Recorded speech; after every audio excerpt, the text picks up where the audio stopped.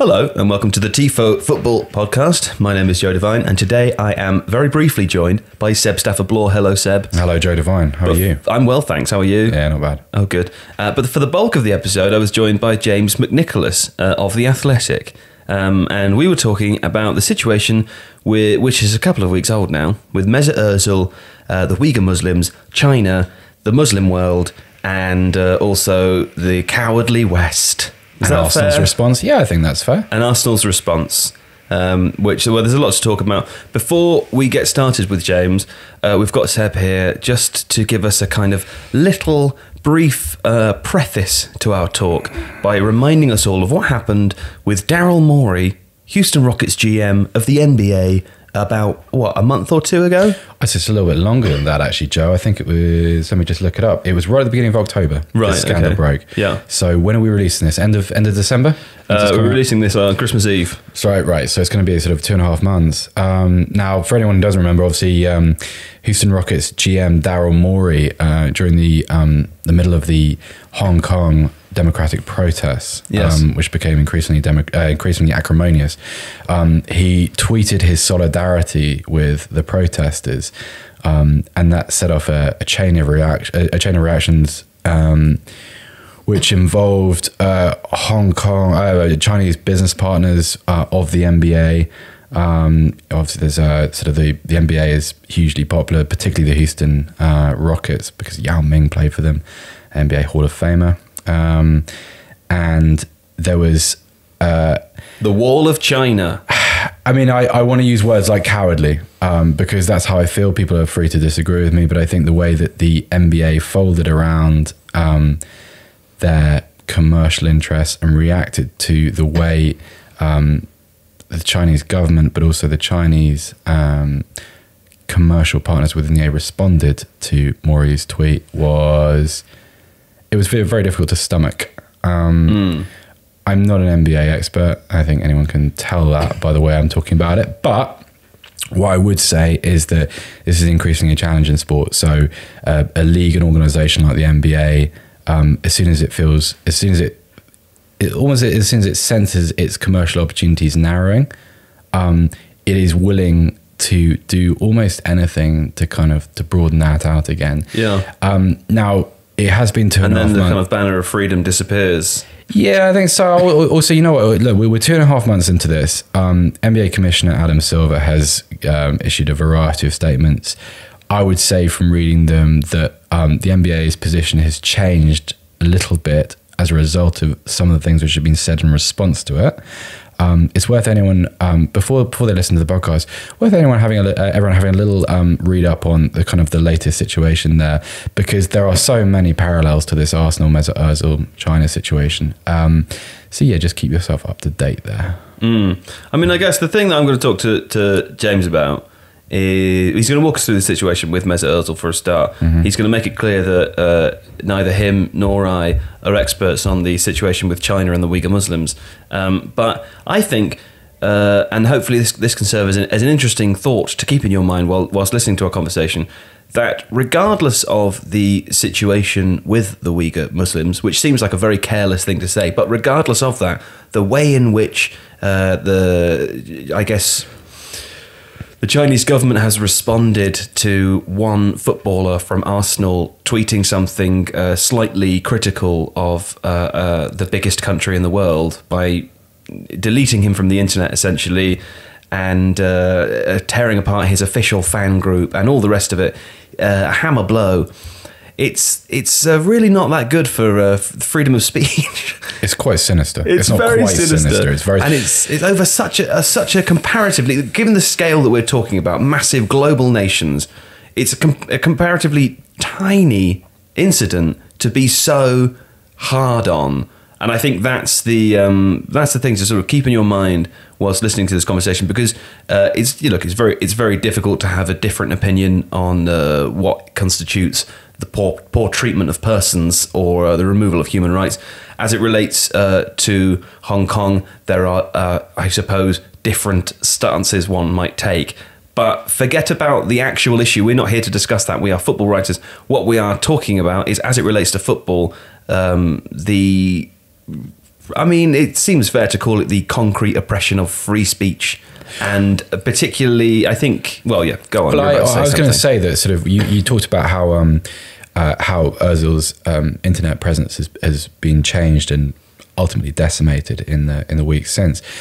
So as I understand it, the latest is that actually he does remain, does continue to have an internet presence, but only within the context of being essentially now an enemy of the state. They've left up the news articles about the story. You're right. Mesut Özil is no longer a World Cup winning footballer. He is no longer someone who played for Real Madrid and, you know, Arsenal and, you know, Germany.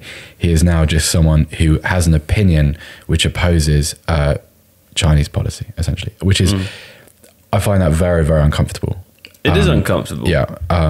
It's also strange, like obviously in the aftermath, Yaya Toure was very, very quick to try and shut down Mesut Özil. He was sort of talking about it, you know, how this is, you know, something you shouldn't really talk about. And I mean, translated, it was, he almost urged Mesut Özil to know his place, which I'm reading in between the lines there and I'm paraphrasing, but I also find that quite sinister. It's true. It's the theme of the year for me, and also the theme of the podcast. I hope you enjoy the conversation with James McNicholas. Do stay in your lane. This episode of the Tifo Football Podcast is supported by The Athletic, the best place to read about football online. Visit www.theathletic.co.uk/Tifo to get a 7-day free trial and 50% off an annual subscription. To support Tifo, support The Athletic. Thank you for listening. James, thanks for coming again so soon. My pleasure. Glad to be back. We weren't expecting you back so soon. We might talk about Arteta a little bit at the end. Sure. But the reason that we've invited you here today is to talk about Mesut Özil and the situation with China. So would you... I think it's... I'm not entirely sure how to pronounce it, but I think they're called Uyghur Muslims, which was the initial... Let's go with that. Okay. But will you walk us through exactly what happened? Yeah, so the timeline is basically that Mesut Özil decided to use his social influence, his social media following, to speak out about this issue with the Uyghurs, the persecution that they have faced in China. So he put a post up on his Instagram account. That immediately created a lot of reaction in China, and Arsenal felt compelled to respond. So via their Weibo account, which is a Chinese social media site, they put out a statement that said, these views are Mesut's personal views. They do not, I don't think they actually said they do not reflect the views of the club, but they said Arsenal does not involve itself with politics, essentially. I think they did. I think they said these don't reflect the views of Arsenal, which has always been a non-political organisation. Right? Exactly. Crucially, they distanced themselves and said, look, we are apolitical in this scenario. Now, that was not enough. That was not sufficient to appease China and the Chinese authorities, because they responded by pulling Arsenal's match against Manchester City from CCTV, from the broadcast schedule, replacing it with a rerun of a Spurs game to add insult to injury. And there has been more fallout since then, particularly personally for Mesut Özil. So his social media profiles on Chinese social media sites have been removed. I believe that all entries for him under major Chinese search engines have been heavily filtered. So all that it returns now is stuff relating to this supposed indiscretion. And further to that, I think I've recently seen headlines suggesting he's been removed from the Pro Evolution Soccer game. So essentially, his profile, his online footprint from China has been wiped clear. He had a supporters club there with over 30,000 fans. That has been closed down by the Chinese authorities. We've had reports of Chinese Mesut Özil fans being in tears over the sort of division between their idol and their nation. And when his under the Arsenal post on Weibo, there were even images of Mesut Özil Arsenal shirts cut up, you know, or like torn to pieces. So there has been a substantial sort of personal repercussions for Özil. He knew that when he was making this statement. He knew what that might cost him. He knew how China would react, but he felt compelled to do so. And Arsenal obviously are very, very cautious and very nervous because, as we're all aware, China are an incredibly important market for Premier League clubs. I mean, what does China represent to Arsenal, do you think? With the exception of it being obviously a huge, great big marketplace, is there Is there a history of a big fandom there, or have there ever been previous connections like that? It's a market that Arsenal have worked quite hard on, particularly, I mean, they launched their Chinese language website, I think, in 2007, and since then, efforts have really stepped up. They've been to China twice in the last 8 years or so on pre-season tours, and they've held relationships with various sort of Chinese commercial entities. They had a brief partnership with Huawei. They opened a restaurant in China. They ran some Arsenal restaurant. An Arsenal restaurant. What It does that closed serve? down, unfortunately. Oh, dear. Yeah, I know. We even do chaos well when it comes to food. But they also ran some soccer schools in China. I mean, essentially, I think there's one Chinese company who are currently on Arsenal's. If you go to their website, they have a page which sort of lists all their sponsors, and I think there's one Chinese media company on there. It's not a massive commercial tie in that respect, but you know, it is a market that is of incredible importance. I think to Premier League clubs, it comes principally through TV money. The broadcast rights that the Premier League receives to be shown on Chinese television are substantial. Yeah. And you know, that's a market that they don't want to lose. So I think 2 Premier League clubs are owned by Chinese people, Chinese businesses, but Arsenal aren't quite in that boat. But it is something that they obviously don't want to fall behind on. And I think what's been difficult for them in this circumstance is that they've felt compelled to put out this statement distancing themselves from what Özil said, and it's obviously attracted a lot of attention, because as much as Arsenal are correct in saying that for the most part they are, you know, an apolitical organisation, they certainly haven't responded in this way to other instances of people speaking out about different issues in the past. It's funny though, isn't it? Because you can be an apolitical organisation, and that in some ways is an admirable thing to attempt to be. But at what point do actions cross a line which mean that even institutions or people who consider themselves to be apolitical shouldn't be anymore? I mean, presumably this might, not, as I said, neither of us are experts on the oppression of the weaker people, but Yeah, sure. is this not an example of something that obviously Mesut Özil is very welcome and allowed to talk about, and that Arsenal, rather than distancing themselves from it for what can only be assumed to be financial reasons, it's a little bit cynical, isn't it? Yeah, I mean, look, I have to say Arsenal themselves deny that that's their incentive in this scenario, but I think looking at it objectively, of course, it's a massive factor. What other incentive could there be? I think, you know, they would talk about a sort of cultural imperative, the idea that, you know, we don't necessarily understand the weight of Özil's comments, how inflammatory they might be, and they don't want Arsenal to become a subject of, I don't know, ire or hate in the way that, say, the NBA were. But of course the finances realistically are a massive part of that. And I think you're right, you know, you can be apolitical, but you know, if you read the United Nations reports about what's happening to this population in China, then I think it becomes a moral issue, really, rather than a political one. And that's where I think for Arsenal, you know, they need to tread very, very carefully. And I know a lot of fans, as much as Chinese fans might have been outraged by what Özil said, I'm sure a lot of fans in England, I don't want to speak for them, but feel a bit disappointed and a bit disillusioned, really, that Arsenal weren't able to kind of stand with their player in a situation where he appears to be fairly unequivocally in the right. Particularly when a couple of German clubs have done exactly that in the aftermath of this and before.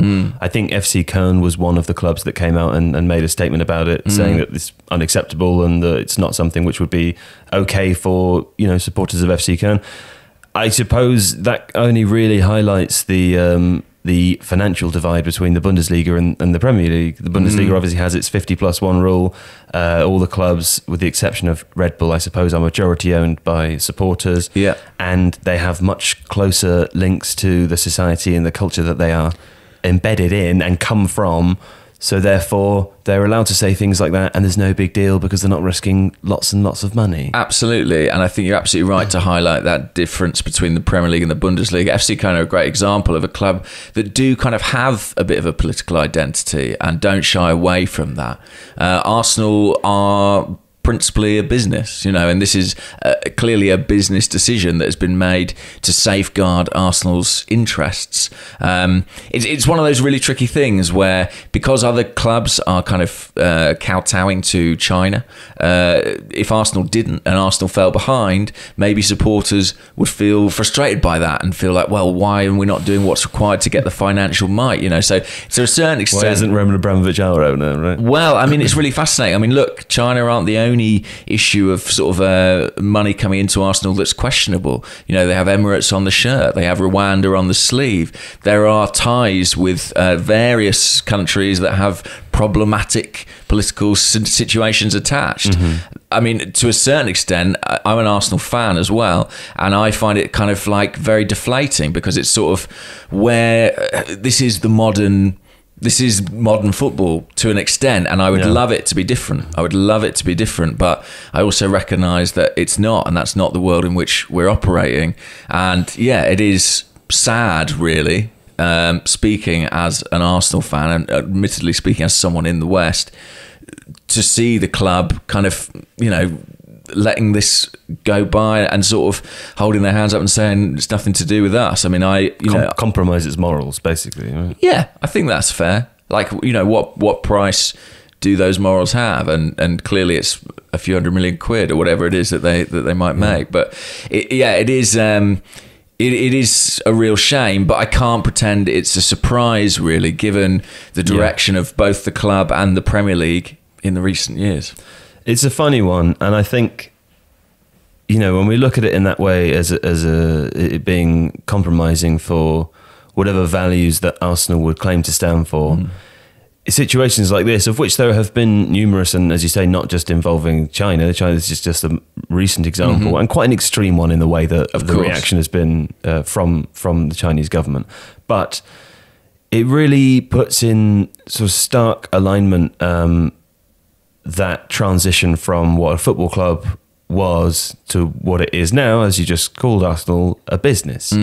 And football operates in a strange part of the entertainment sphere, I think, where it doesn't even have to work very hard to pretend that it's not a business, because most people are very happy to accept that and pretend that isn't real, and carry on watching and stand in the terraces with their fellow supporters, and it feels like a big community event and all the rest of it. Yeah. When the reality is that it totally isn't anymore. When something like this happens, it's sort of it bursts that bubble a little bit for a bit of time, and then people forget about it again. Yeah. But it really makes it clear all of the distasteful things about the modern Premier League, right? It brings it into pretty stark relief, and those lines do blur between kind of social institution and business at different times in the football calendar, and sometimes fans are kind of happy to celebrate those things. You see fans celebrating a kit deal, for example, maybe, and being like, wow, this is great, our revenues are increased, that's going to make us better. But I think it always comes back to, in theory, that will make us better on the pitch. That is the defining thing for any supporter.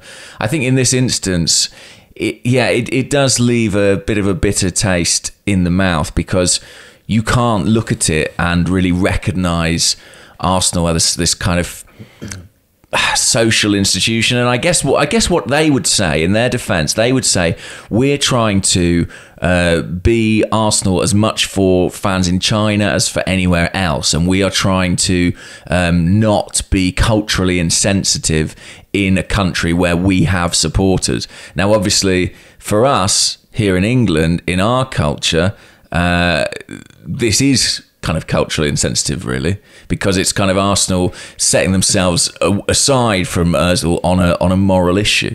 But the whole situation is also sort of complicated by Özil himself, who's not a kind of straightforward personality, and someone who even politically has some ties and associations that other people would find problematic. For example, being pictured with President Erdogan of Turkey and having him as a guest at his wedding. And he was best man, wasn't he? Yeah, I mean, I think there might be a sort of slight cultural difference. Right. He was a special guest, is what I've been told to say, but I'm not sure if he was necessarily the best man.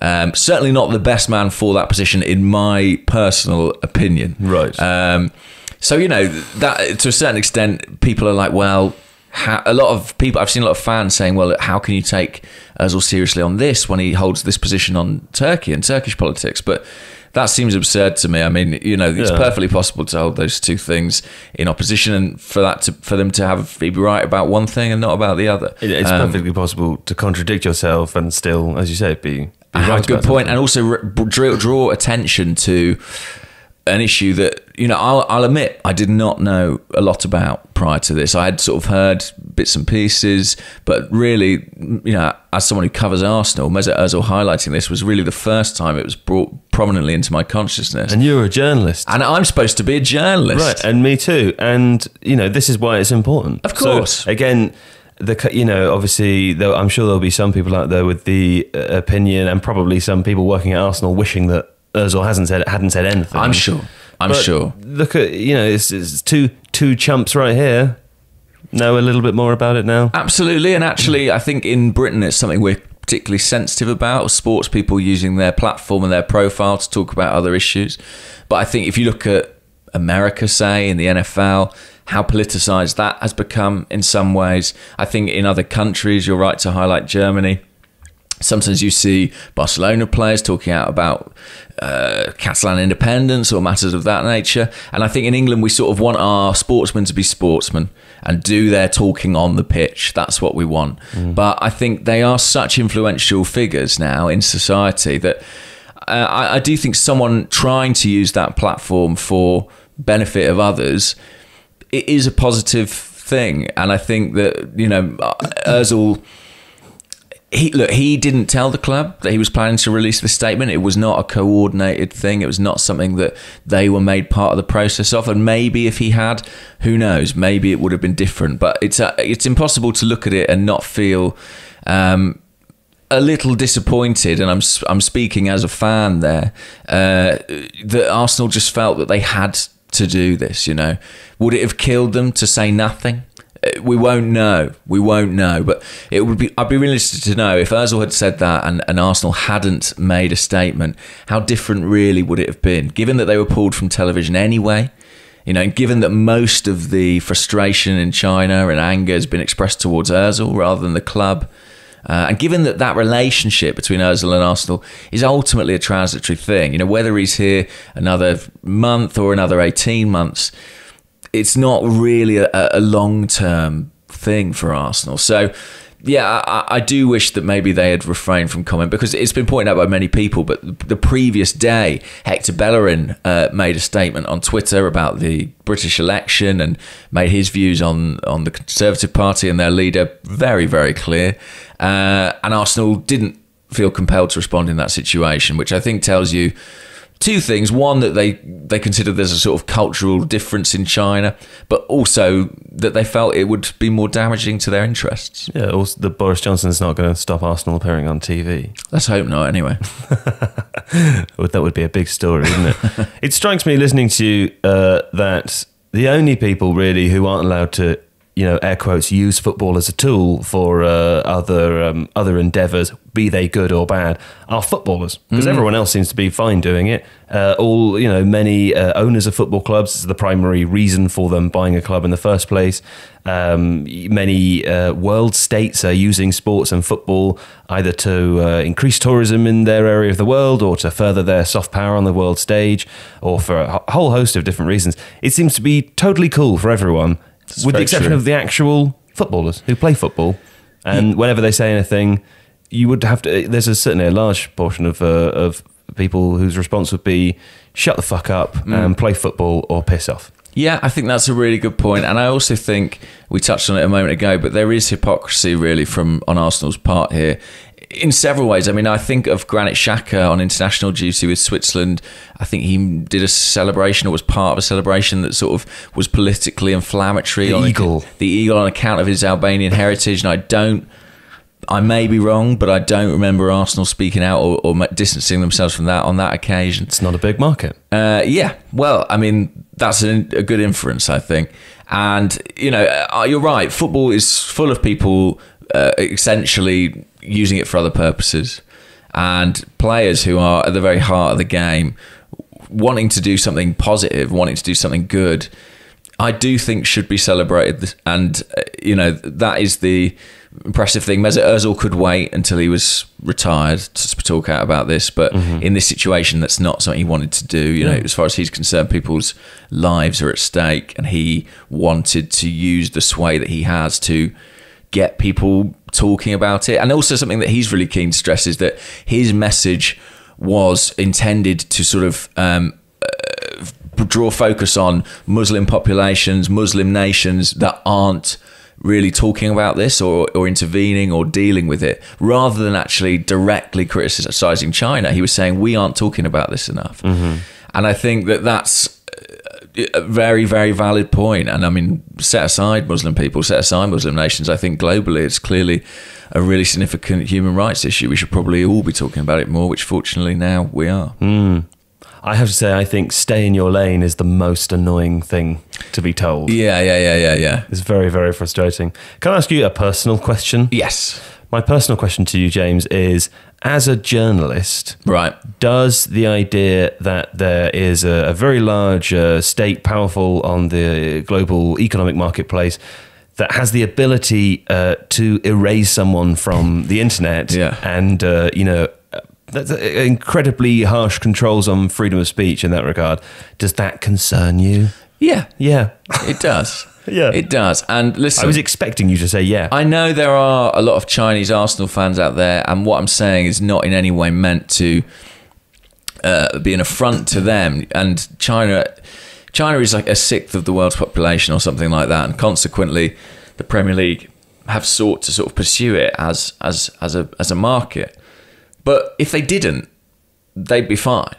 They would be fine. I mean, as a league, in terms of sort of getting into bed with China, it is a dangerous game. I mean, there was some sort of suggestion, and we weren't able to confirm it, that China might even put some sort of pressure on the Premier League for there to be repercussions for Arsenal in this instance. And at that point, it becomes super murky from a purely football perspective. From a personal human rights perspective, what's happened to Özil in China, the way he's been kind of dragged through the mud and, like you say, effectively erased, is hugely worrying, and yet of great concern to me. Great concern. So, speaking as a journalist, speaking as an individual, I find that deeply, deeply troubling. Yeah, and the thing that worries me about these sorts of, a regime like that is that it ends up often being a bit of a war of attrition, in my opinion. I mean, I remember 10, 15 years ago, taking up the flag for Tibet was a kind of popular thing for people to do in the West. You don't really hear that much anymore. That one's kind of gone by the wayside, as more popular causes have come up, and because it made no meaningful impact, And China, they just don't really tolerate this sort of thing, and that was clear in what happened with the NBA. It's been clear in this instance. Any kind of word against the Chinese government effectively gets stamped out. It does in China, and now they're managing to kind of exert that influence outside of Chinese borders. And I do find that really concerning. I mean, this is an issue of free speech as well. And, to be fair to them, Arsenal have not told us what he can't say. They've just said we don't endorse it. But it does. We do know of one Premier League club who have kind of advised or guided players not to tweet about the situation in Hong Kong because they, don't want them to. And that's really worrying, I think. Are you allowed to say which club it is? I'm not allowed to say. Can you tell me afterwards? Maybe. But that's, of course, incredibly concerning because, that is censorship effectively from China operating externally, right? Yeah. I mean, I think what's interesting about it is, do you ever watch any Adam Curtis documentaries? I have seen some, yeah. Right. I feel like this incident is the sort of story that he would use to talk about a much bigger thing. And, with the backdrop of America and China's sort of trade agreement issue happening at the moment, with the backdrop of the world economy sort of slowly shifting eastwards. And, obviously we know now that China is exporting an awful lot more of its workforce because people in China are entering the middle classes, and the world that, as we know, is literally changing right now. I can't think of many other examples of a state outside of the West that is powerful enough financially to impact this sort of freneticism in whatever way that the decisions are end up being made by Premier League clubs. Impact this sort of freneticism on a huge global institution. I mean, we've had the situation with Qatar in the World Cup. We've had discussion around Qatar sponsoring Barcelona, for example, the UAE, Manchester City, Qatar and PSG. The list goes on and on and on. And there's always, the discussion is always more around that as being a kind of slow creep rather than anything else. This situation with China is just stop immediately. No, as you said, no tolerance. It's totally different. And I can't quite think of another example that is similar or could be similar. No, it's difficult to think of any kind of instance which has been as inflammatory. And I think the reason it's so interesting is because what it's produced, you know, Özil being removed from a computer game, it feels almost sci-fi, doesn't it? You know, like someone's identity has sort of been pulled from media. And one of the interesting things, my colleague Matt Slater at The Athletic wrote a piece about Premier League clubs and China and the relationship. And there was a piece in it from a kind of an expert in Chinese culture who was saying he's not even convinced that China's of great long-term benefit to the Premier League because there's a sort of a nationalist element within China. Really, their focus will be on developing their own league, developing their own game. And as soon as that's in a position to, you know, rival Premier League domestically in China, Premier League will fall by the wayside. So they're kind of making hay while the sun shines, but it's probably for a relatively short span of time. As soon as China is able to catch up and its league is in a strong position, that will inevitably become the focus. So you're kind of doing a bit of a deal with the devil, but what's the long-term win? Hey, can I ask you about Arteta real quick? Yeah, of course. Happy about Arteta? I am happy about Arteta, yeah. We're assuming that it is. I mean, we can't be too careful. You know, last time we were absolutely convinced it was Mikel Arteta. In fact, I was midway through recording a live podcast about Mikel Arteta's impending appointment, and at the interval, someone looked at their phone and in the audience shouted out, "It's not Arteta, it's Unai Emery." So I think all Arsenal fans have a kind of creeping sense of dread that at the last minute we're going to appoint Marcelinho or something like that. But I think it is going to be Arteta. We're pretty sure about that now. It's Friday as we record. It's Friday morning. I mean, he's supposed to be being unveiled later today, so all being well, that will be the case. It's not been the most cordial extraction of Arteta from Man City. Oh, really? Yeah, I mean, you know, Arteta's been very honest with City about talking to Arsenal through the process. City have been pretty disappointed and annoyed that Arsenal haven't been especially upfront with them. Given that Arsenal and Man City played each other last Sunday and no mention of this approach was made in the director's box, it's all kind of gone through Arteta and the approach to the club really came as the last thing. What are the rules around that? Because I know with football players that's not allowed, is it? But with coaches? I think with coaches it tends to function more as kind of traditional employment law, so it's not so much of an issue. But I think that City may have a clause in Arteta's contract that constitutes some sort of compensation payment. So that will, I think, if Arsenal know they can meet that, then presumably they will feel we don't need to contact the club. We'll just press that button when required. Right, 40 million and one. 40 million and one, exactly. That's what honestly, that is one of my favourite football stories of the decade. It's a great story. When's this going to come out, this video? This is going to come out on Christmas Eve. Christmas Eve, okay. Well, this week I've actually got a piece on The Athletic about various Arsenal transfers that didn't happen, including that Luis Suarez one, and I spoke to some of the people at the very heart of that deal. So, yeah. Oh, that sounds good. Yeah, it's worth a look, because it's, from the outside, I agree, it was completely baffling and bewildering. We'll pop that in the comments or in the blurb, yeah. But, yes, I think Arteta is a really bold appointment, let's say that. I mean, I can't pretend there's not a small part of me thinking, is this a good idea? A guy's never managed really a club in his life. Well, not really, definitely hasn't. I've seen some interesting quotes from Patrick Vieira, who we believe was also a candidate for the job, about the fact that when he went into management, how beneficial it was to him, things he had never done before, like doing a halftime team talk or just dealing with the media. He said, you can think you're a coach, you can understand the game, but effectively, and I'm paraphrasing here, until you've actually done it, you don't know. And to his credit, he is someone who has done that. He went to America and did it. He's doing it in France. Mikel Arteta, while he is influential at City and he's very, very trusted by Guardiola, this is still a massive step. I mean, later this afternoon is supposed to be his press conference. That will be his first press conference. Yeah. He's the manager of Arsenal Football Club. That is a kind of crazy situation. But Arsenal are a club with precedent for left field appointments, going right back to the 1930s when I think they appointed someone who was effectively the programme editor, and he didn't do too bad. We've had a physio convert to a manager. We've had Arsene Wenger, who granted had been successful in Monaco, in France, but was a really left field appointment. Was in Japan, right? Was in Japan, and frankly, nobody in this country had heard of him really, apart from David Dean, who hunted him down and got him to do the job. So I think with all creatine stuffed in his pockets. Exactly, yeah, exactly. Mad drug dealing Frenchman. Well, it worked for a time, and I really enjoyed it. Me too. Yeah. I miss that guy. I really do. Look, they all bulked up considerably. That's sort of incredible. These 36-year-old defenders running around like spring chickens. They were good times.